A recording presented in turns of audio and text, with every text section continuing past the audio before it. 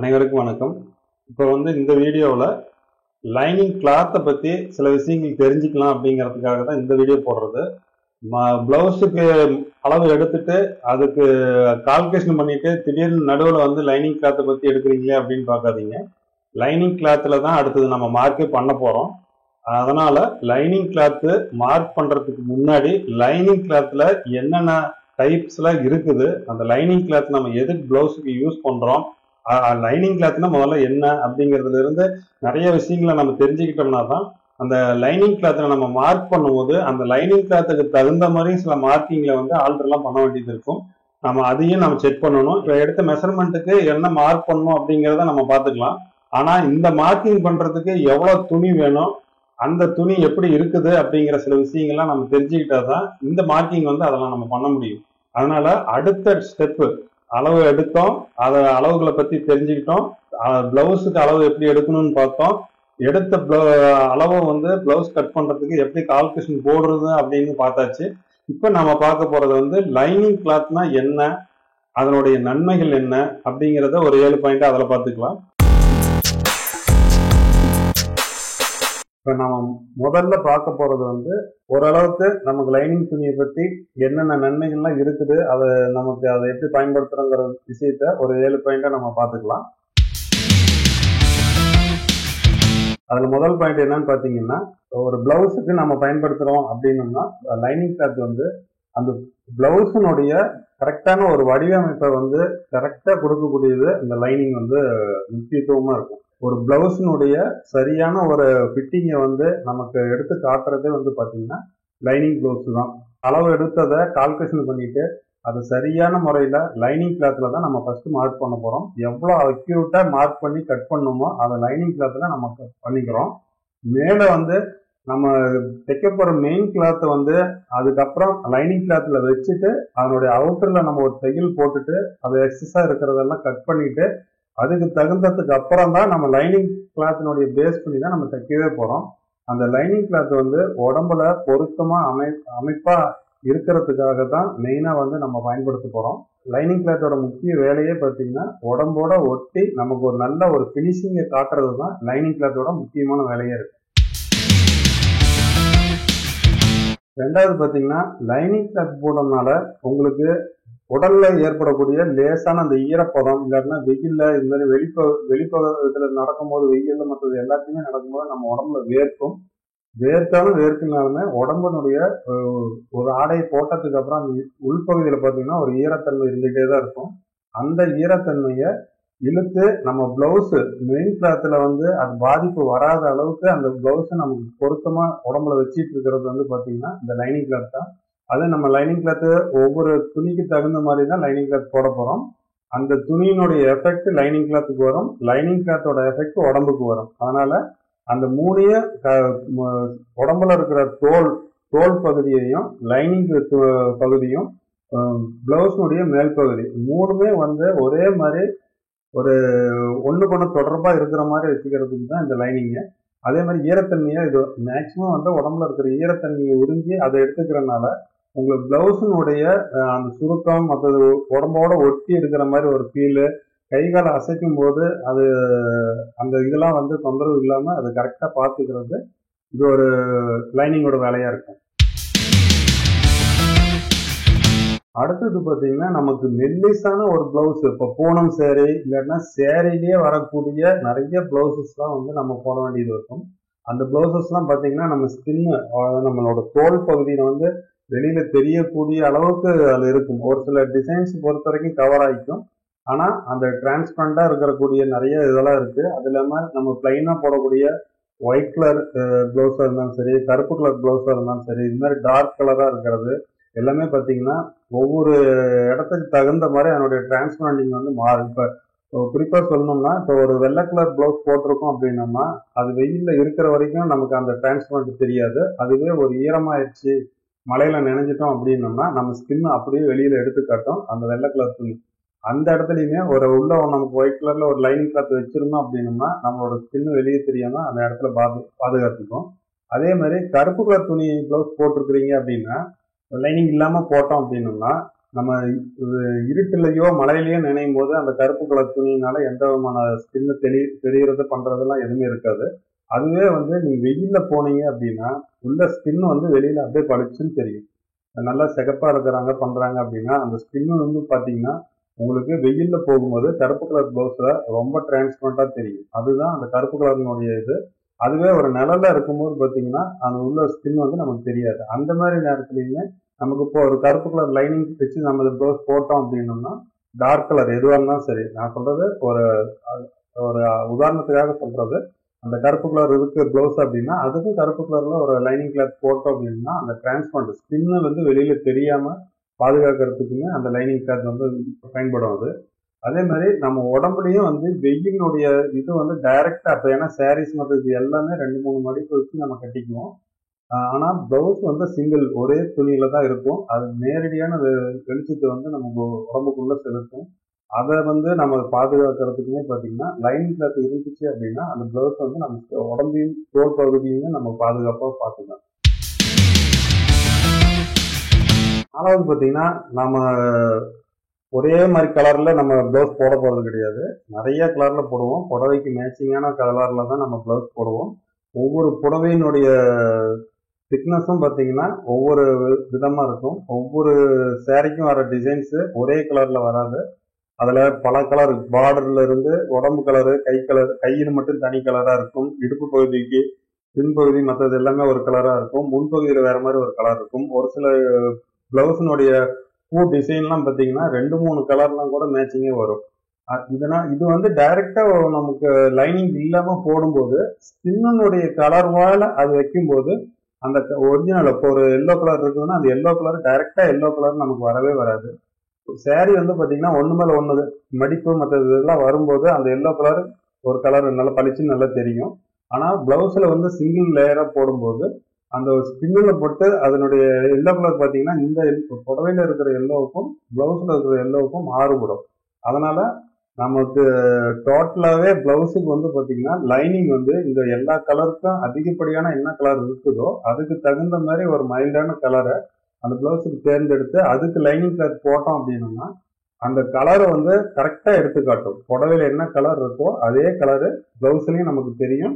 கட்டி இருக்கும் போது பிளவுஸும் சேரையும் வந்து தனித்தனியான ஒரு சம்பந்தம் இல்லாம காட்டாம ரெண்டும் மேட்சிங்கா காட்டக்கூடியது இந்த லைனிங் கிளாத்து. கலர்ல போடும்போது அது உங்களுக்கு தெரியும். பயன்படுத்திட்டு இருக்கிறவங்களுக்கு தெரியும். நம்ம இப்ப புதுசா கத்துக்கிறவங்களுக்கு அந்த லைனிங் கிளாத்தினுடைய கலரும் வந்து அதுக்கு மேட்சிங்கா கரெக்டா இருக்கணும். நம்ம ஆர்டர் எடுக்கும் போதே சில விஷயங்களை நம்ம வச்சு, ஏன்னா கஸ்டமர் வந்து பாத்தீங்கன்னா நம்ம ஒரு சேரீ எடுத்துட்டு போனோடனே பிளவுஸ் துணியை வச்சு காமிச்சு லைனிங் கிளாத் வாங்கிட்டு வருவாங்கன்னு சொல்ல முடியாது. போனோடனே பிளவுஸோட ஒரு பார்டர் பார்ப்போம், பார்டர்ல என்ன கலர் இருக்கோ அதுக்கு தகுந்த மாதிரி கூட லைனிங் கிளாத் போட்டு கொடுத்துருவாங்க. ஏன்னா ஒரு சேரீ அப்படிங்கும் போது பார்த்து பார்த்து வாங்குறாங்க அப்படின்னா அவங்க கரெக்டா பிளவுஸுக்கு எந்த பிளவுஸ் போடலாம், எந்த மாதிரி பிளவுஸ் இப்போ எடுக்கிறோம் அப்படிங்கறத பார்த்து அதுக்கு தகுந்த மாதிரி லைனிங் கிளாத் எடுத்துருவாங்க. ஒரு சிலர் பார்த்தீங்கன்னா டோட்டலா கஸ்டமர் கடையில போய் கொடுத்துட்டு அவங்க அந்த புடவைக்கு தகுந்த மாதிரி ஒரு லைனிங் கொடுக்க சொல்லிடுவாங்க. அவங்க அதுல சப்போஸ் பிளவுஸ் இருக்குது அப்படின்னா அதுக்கு ஏதாவது ஒரு கலர் மேட்சிங்கா அவங்ககிட்ட இருக்கிற கிளாத் கொடுத்து விட்டுருவாங்க. அப்படி இல்லைன்னா இவங்களே மாற்றி எழுதி வாங்கிட்டு வரதுக்கு வாய்ப்புகள் இருக்குது. அதனால ஆர்டர் எடுக்கும் போது கஸ்டமர் வாங்கிட்டு வந்துருக்கிற லைனிங் கிளாத்தை ஃபர்ஸ்ட் வாங்கி பார்த்துட்டு அதுக்கப்புறமா அந்த பிளவுஸ்ல வச்சு பார்த்து உள்பக்கம் வச்சு ஒரு லேயர் எடுத்து உள்பக்கம் வச்சு அது கரெக்டான பொருத்தமான லைனிங்காங்கிறத செக் பண்ணி நம்ம வாங்கிக்கணும். ஏன்னா கஸ்டமர் போனதுக்கு அப்புறமா நீங்க லைனிங் தைச்சு கொடுத்து எடுத்து மார்க் தண்ணியில போட்டு எல்லாம் இழுத்து அயன் பண்ணி மார்க்கிங் பண்ணும் போகும்போது அதனுடைய கலரும் அந்த பிளவுஸினுடைய கலரும் மேட்சிங் ஆகல, வித்தியாசமா இருக்குதுன்னு அதுக்கப்புறமா நீங்க போன் பண்ணீங்கன்னா அவங்களும் அந்த துணி எடுத்து கொடுக்க முடியாது, நாமளும் எடுத்து பண்றதா இருந்தாலும் வேஸ்ட். அதே மாதிரி ஏற்கனவே எடுத்த துணியும் அது வேஸ்டா போயிடும். அதனால நிறைய இதுல குளறுபடியான சில விஷயங்கள்லாம் நடக்கிறதுக்கு வாய்ப்பு இருக்குது. அதனால நம்ம ஆர்டர் எடுக்கும் போது இந்த கலர் வந்து நம்ம பார்க்கணும், அந்த கலர் பார்த்துக்கணும், அந்த கலருக்கு அது மேட்சிங்கா எப்படி இருக்குது அப்படிங்கிறதையும் நம்ம பார்த்து வாங்கணும். இதுவும் ஒரு முக்கியமான ஒரு விஷயம் தான். அதனால இந்த பாயிண்டையும் வந்து நீங்க தெரிஞ்சு வச்சுக்கோங்க. இது 5வது பாயிண்ட் பாத்தீங்கன்னா ரொம்ப முக்கியமானது. இது நம்மளுடைய தையல் வந்து ரொம்ப எளிமையாக்கக்கூடிய ஒரு விஷயம். இந்த இடத்துல லைனிங் எப்படி நமக்கு தையல்ல ரொம்ப ஈஸியா இருக்கும் அப்படின்னு பாத்தீங்கன்னா இந்த லைனிங் கிளாத் அப்ளை பண்ணி ஒரு பிளவுஸ் தைக்கும் போது அந்த சைடு பார்டரு இது எல்லாமே கரெக்டா இது பண்ணி தைக்கும் போது நமக்கு கரெக்டான ஒரு தையல் வந்து நம்ம கொண்டு வர முடியும். குறிப்பா சொல்லணும்னா ஒரு ஆர்ம் ஹோல் ரவுண்டு வந்து சாதாரணமா இருக்கக்கூடிய ஒரு மெல்லிசான ஒரு பிளவுஸ் டைரக்டா தைக்கிறதா இருந்துச்சுன்னா அது எவ்வளவு பிரச்சனைகளை ஏற்படுத்துங்கிறது உங்களுக்கு நல்லாவே தெரியும். ரெண்டு கை பகுதியையும் ஷோல்டர் அந்த ஆம்ஹோல் ரவுண்ட் ரெண்டையுமே ஒன்னா, ரெண்டு துணியும் ஒன்னா வச்சு ஜாயின் பண்ணும்போது பாத்தீங்கன்னா ஒரு துணியுடைய அளவு அதிகமாகவும் இன்னொரு துணியினுடைய அளவு கம்மியாகவும் இந்த மாதிரி நிறைய ஒரு இது வரும். அது நிறைய தொந்தரவுகளை கொடுக்கும். அதே மாதிரி கழுத்து பகுதி பீஸ் தைக்கும் போதும் பாத்தீங்கன்னா நாம ஒரு அளவு வச்சு நம்ம தைச்சிருப்போம். அதுக்கு தைச்சதுக்கு அப்புறம் பாத்தீங்கன்னா அது ரொம்ப நீண்டு வேற அளவுக்கு அது காட்டும். இதுவுமே வந்து பாத்தீங்கன்னா ரொம்ப சிக்கலான ஒரு விஷயமா இருக்கும். அதே மாதிரி டாட் பிடிக்கிற இடத்துல பாத்தீங்கன்னா நாம மடிச்சு கரெக்டா தைக்கலாங்கிற இடத்துல கரெக்டான ஒரு டாட்டை வந்து ஸ்ட்ரெயிட்டா நம்மளால கொடுக்கவே முடியாது. அதனால இந்த தையல் வந்து சரியா வரணும், கரெக்டான ஒரு அளவுல ஒரு ஃபிட்டிங்கான ஒரு ப்ளவுஸ் தைக்கணும் அப்படின்னா லைனிங் அப்ளை பண்ணிட்டு அதுக்கப்புறம் அந்த ப்ளவுஸ் தைச்சோம் அப்படின்னா ஆம்ஹோல்ல இருந்து கழுத்துல இருந்து டாட்ல இருந்து இது எல்லா பகுதியுமே வந்து பாத்தீங்கன்னா ரொம்ப அக்யூரேட்டா நம்ம என்ன அளவு வைக்கிறோமோ அந்த அளவுக்கு கரெக்டா தைச்சு அந்த துணியை வந்து நமக்கு கையில கொடுக்கும். அந்த அளவுக்கு இந்த லைனிங் வந்து தையல்ல வந்து ரொம்ப எளிமையா அது வேலை செய்யும். அதனாலதான் இதுக்கு தையல் வந்து இதுக்கு லைனிங்க்கு வந்து இந்த பாயிண்ட் ரொம்ப முக்கியம்னு சொன்னதுக்கு காரணம் இதுதான். இந்த 6வது பாயிண்ட் ரொம்ப முக்கியமான பாயிண்ட். எப்படி அப்படின்னா இந்த விஷயத்துல இந்த இடத்துல வந்து இந்த லைனிங் கிளாத்தை வந்து நம்மளால தவிர்க்கவே முடியாது. கம்பல்சரி இதுக்கு லைனிங் கிளாத் வச்சுதான் தைச்சாகணும் அப்படிங்கக்கூடிய ஒரு விஷயம். என்ன அப்படின்னு பாத்தீங்கன்னா உங்களுக்கு ஆரியா ஒர்க்கு, எம்ப்ராய்டிங் ஒர்க்கு, அதே மாதிரி ஹேண்ட் ஒர்க்கு, இந்த மாதிரி நிறைய விஷயங்கள்லாம் இருக்கு. அதே மாதிரி மாடல் பிளவுஸ், மாடல் வந்து நம்ம ஒரு கழுத்து பேக் சைடு கழுத்து வச்சு தைக்கிறது பண்றது இந்த மாதிரி நிறைய மாடல் இருக்கும். அதே மாதிரி கை வேலைப்பாடுகள் உள்ள பாசி இது மாதிரிலாம் வச்சு நம்ம டைரக்டா கையில தைக்கிறது. அதாவது ஆரிய ஒர்க்கு நீடில் வச்சு தைச்சு பண்றது. அது இல்லாம கையில நம்ம டைரக்டா பாத்தீங்கன்னா ஒவ்வொரு பாசியும் தனித்தனியா நம்ம கையில வச்சு ஒரு மாடல் பிளவுஸ் தைக்கும் போது பண்றோம் அப்படின்னா உள்பகுதியில நிறைய முடிச்சுகள் வந்து நிறைய சின்ன சின்ன சின்ன முடிச்சுகள் வந்து நிறைய நம்ம போட வேண்டியது இருக்கும். அந்த முடிச்சுகள் எல்லாமே வந்து டைரக்டா பிளவுஸ்ல வந்து நம்ம அப்படியே போட்டோம்னா உள்பகுதியில் ஸ்கின் தோல் பகுதியில வந்து அதை அழுந்தி காயத்தை ஏற்படுத்தக்கூடிய அளவுக்கு இருக்கும். ரொம்ப நேரம் அந்த பிளவுஸ் போட்டுக்க முடியாது. ஓடும்போதே அழுத்தம் கொடுத்துட்டு தான் இருக்கும். அது ரொம்ப இடைஞ்சலான ஒரு விஷயம். அதே மாதிரி பட்டு சேரையோட ஜருக அதிகமா இருக்கக்கூடிய ஜருக டிசைன் வந்து அதிகமா இருக்கக்கூடிய நிறைய பிளவுசஸ் தான் இருக்கு.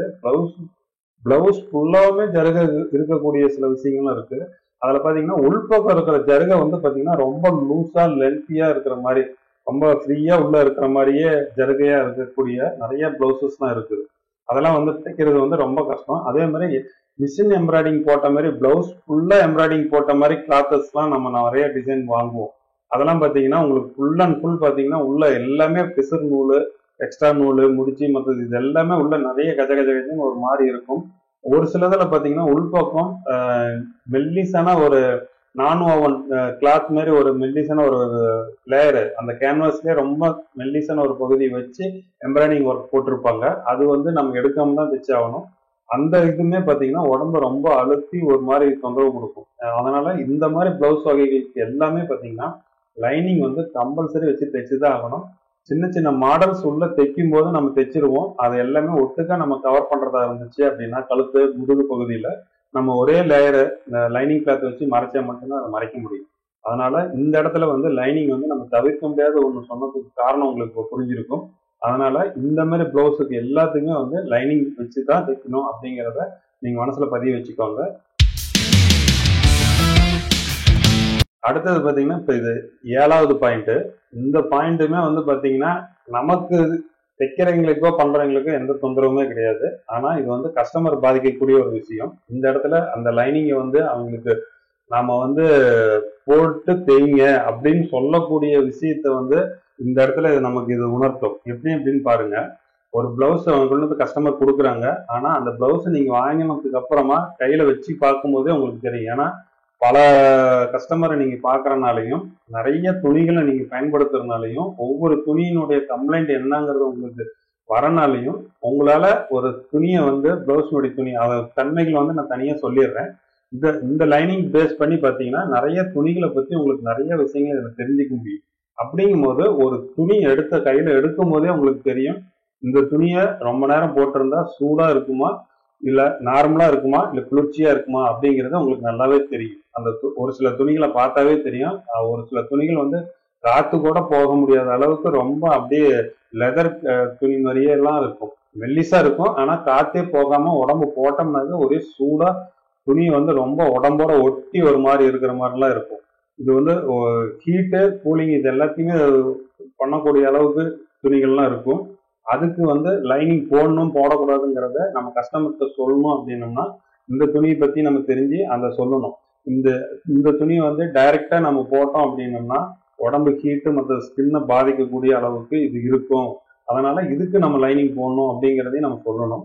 அதே மாதிரி ரொம்ப ஹீட் ஏற்படுத்தக்கூடியதுக்கும் நம்ம காட்டன் லைனிங் வந்து யூஸ் பண்ணணும் அப்படிங்கிறதையும் நம்ம தெளிவாக சொல்லிடணும்.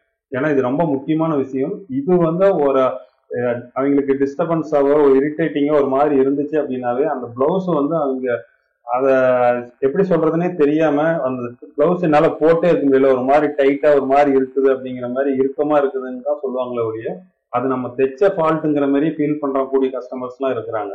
அது துணியினுடைய ஃபால்ட்டுன்னே அவங்க ஏத்துக்க மாட்டாங்க.